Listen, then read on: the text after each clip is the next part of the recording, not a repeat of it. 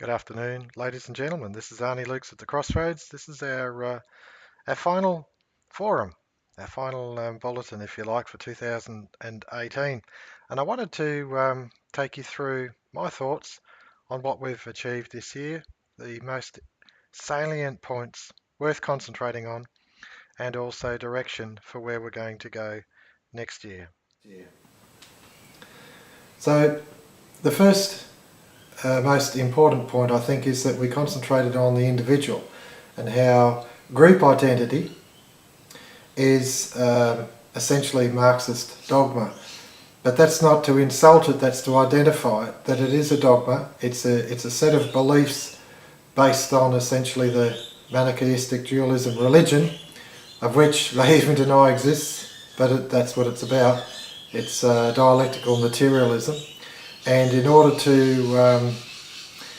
to justify policy, you've got to come back to, well, what is your philosophy? And the philosophy is always based on the group and in conflict. And I don't accept that. I accept that the individual is the cornerstone of society and how it functions, and that on the basis of that individual, free, moral and responsible, that you essentially design or establish institutions to suit based on that philosophy, that the individual is free, sovereign, moral and responsible. They do associate in community to bring about benefits that would be more difficult to achieve by themselves. So society is valid, government is valid, law is valid, but based on the individual, that they are individually held accountable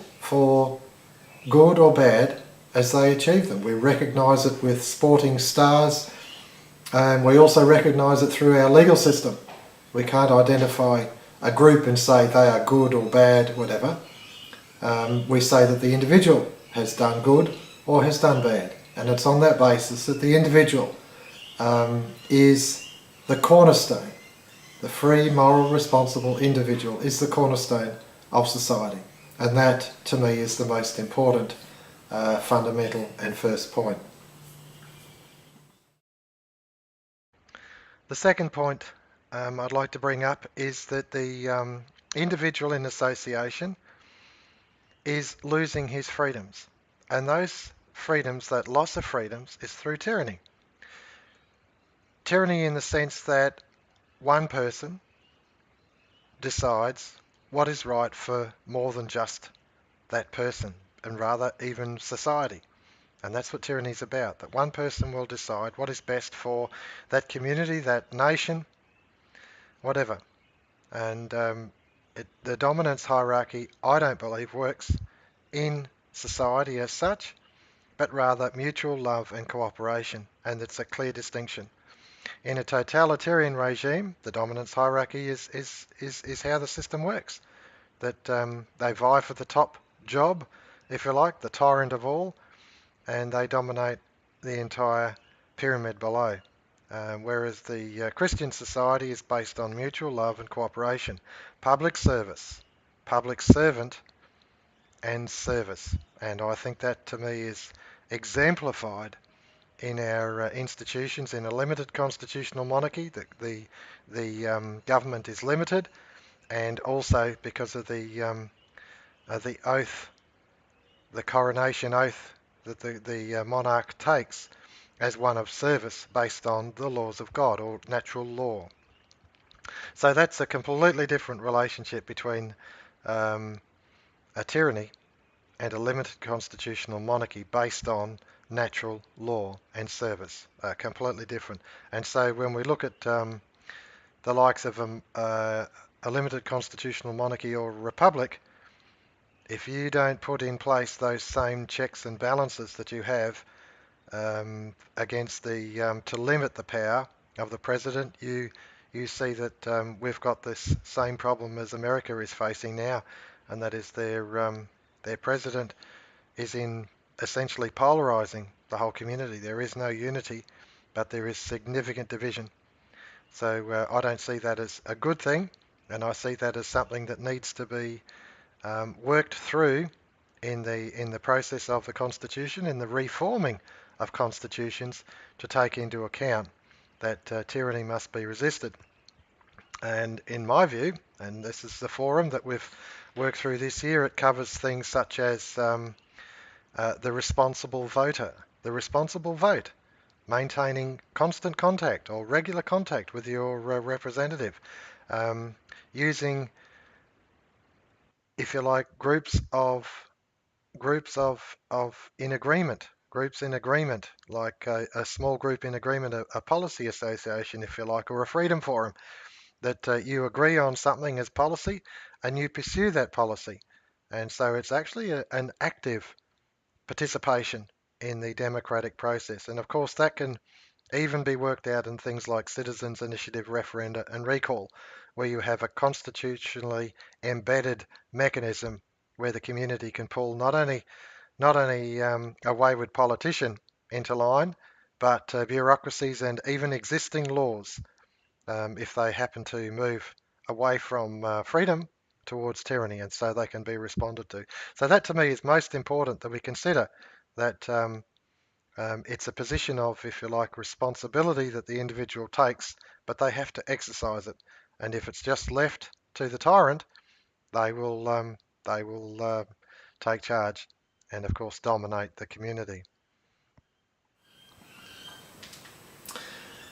Now, the final point that I wanted to touch on today, in summary for this year, was we talked about economic democracy. We talked about the fact that communities come together in order to build industry, harnessing natural resources, energy, technology, know-how, our cultural inheritance, which of course is built up for eons. Our cultural inheritance: the wheel, the gear, the turbine, the compressor, the rotating magnetic field electronic polyphase engine. I mean, everyone's got one of those every time you look at an electric motor. It's just these things are all part of our cultural inheritance, and now that, of course, we're building on that further with advanced control, robotics, automation, and so industry becomes so advanced to the point where labour is such a small component in it, and communities are responsible for the development of that technology, the inheritance of it. They actually can realistically lay a claim to that cultural inheritance as being their birthright. They were born in a nation that has harnessed this technology. It has the natural resources, the willpower. Previous generations have built on that infrastructure and things like that, and they have an entitlement, as they do a political vote, so they should have an economic vote. And that is outworked in the form of the national dividend, consumer price discount or consumer price subsidy. The fact is that money should be used as a tool, as a voting tool in the economic system, and it shouldn't be used as a means of tyranny. Now, in the political sphere, we've seen tyranny in many forms, and it's gone on for eons, for millennia, since the time of Caesars, since the pharaohs, where they had their slaves to build unnecessarily, just to build pyramids, because they had too many people not doing things, and so the tyrant in charge decides to build himself a tomb in which to be buried in. I mean, that's madness. The Wall of China, it's madness. You're just building things for the sake of building things. No personal derived benefit whatsoever. And so slavery itself is inherent in the tyrannical philosophy, but in Christianity it is not. We are born free, moral and responsible. And so it should be in the economic system, that because we are free, moral and responsible, we should be entitled to vote as we see fit with our cultural inheritance, and that's in the form of the national dividend, issued equally to all. Issued equally to all, similar to a vote. Your responsible age, you're issued with a vote, so your responsible age, you should be issued with a national dividend to buy what the advanced control technology and our cultural inheritance make. So those are the three most important points in my mind for this year, 2018. Now, in summary for this year and where to next year, I'll give you a heads up that I and others have agreed to do the Freedom Potentials course, and you'll find that on the website socialcredit.com.au. The Freedom Potentials, a series of 20 lectures, and it's also in the ALOR audio video library. You can participate those lectures with us, but we have agreed to do it to study the freedom potentials and to look at what is out there and how society could operate if it was on an even keel, based on the philosophy that the individual is sovereign and is free, moral, and responsible, and that government is there to serve. Government is there to serve. Law was not made to control man, but to serve man. Government was not made to control man, but to serve the individual. And that is the philosophy of freedom. We call it social credit. You can call it Christianity. It's exactly the same thing. This is Arnie Lukes. I've had a great year in scholarship. I've learned many, many things, and I hope that I've been able to impart some of those things that I've learned to our viewing audience. Happy New Year. I look forward to catching up to you all in 2000.